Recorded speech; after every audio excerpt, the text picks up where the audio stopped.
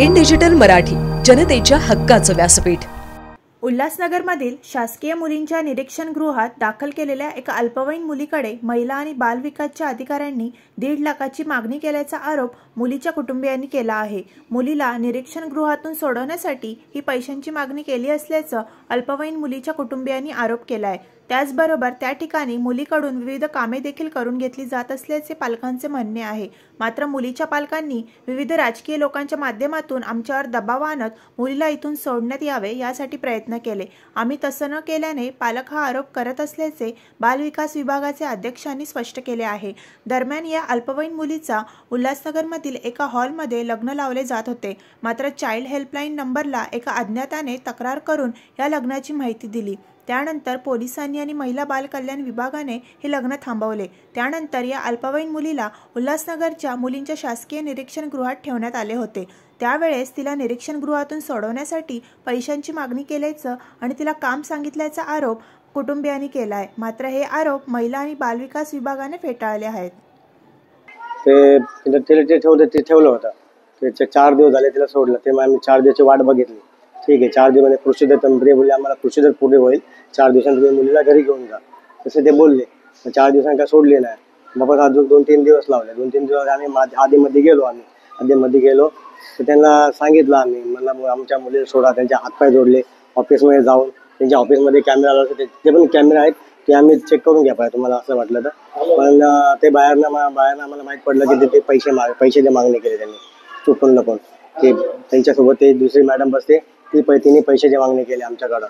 ते बोलले पैसे भरा, तुमच्या मुलीला आत्ता सोडतो आम्ही। 1.5 लाख रुपयाची मागणी केली। मी म्हणलं आमच्याकडे एवढे पैसे नाही, आम्ही एवढे पैसे देऊ शकत नाही। सांगून खातो म्हणलं, मी घरीच आहे सध्या, मी हार्ड पेशंट आहे। माझी बायको एकटी 4 मुलांना सांभाळते, पण धुणे भांडीचे कामं करते ती। ते एवढे पैसे काय आम्ही देऊ शकलो नाही। त्याच्यामध्ये अजून थोडं दिवस वाढवत गेले। ती मॅडम सुट्टीवर आहे, ती मॅडम पल्ले मॅडम इकडे आहे, ते तिकडे प्रोग्रामला गेली आहे, ती काय तुझा प्रोग्राम आहे, तसं करू आम्हाला रडखोर झाले।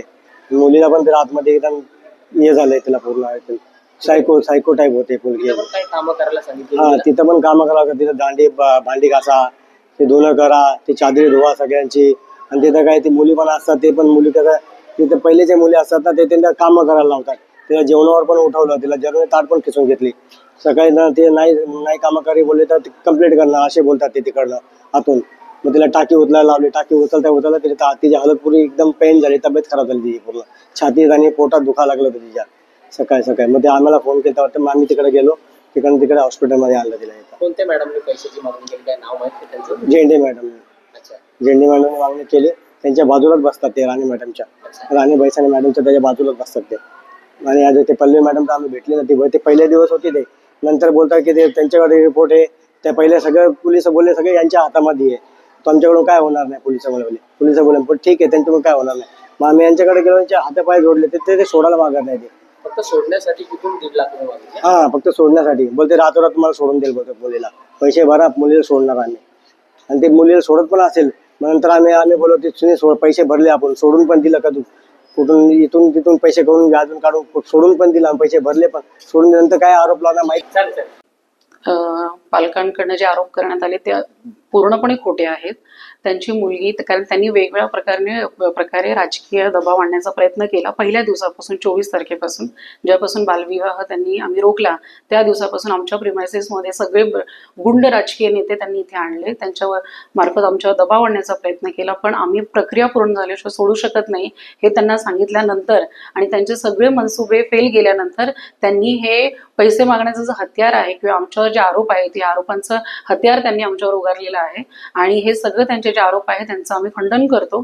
आणि दुसरी गोष्ट म्हणजे संस्थेमध्ये मुलगी दाखल केलेली आहे ती काळजी आणि संरक्षणासाठी, कारण की वडिलांना अटॅक आला हे सांगून, 2दा अटॅक आला हे सांगून त्यांना तिला लग्नासाठी तयार केलेलं आहे। तर मुलगी कुठे खचलेली दिसली किंवा तिच्यावर अजून वेगळ्या पद्धतीने दबाव टाकण्यात आलाय का, ह्या सगळ्या गोष्टी पाहण्यासाठी तिला समुपदेशनाची गरज होती, त्यामुळे आम्ही तिला संस्थेमध्ये दाखल केलं होतं।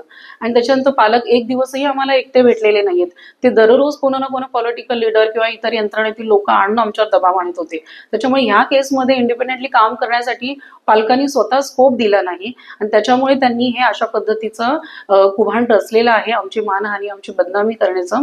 तर हे पूर्णपणे चुकीचं असून ह्यापुढे आम्ही मानहानीचा दावा कोर्टामध्ये दाखल करणार आहोत.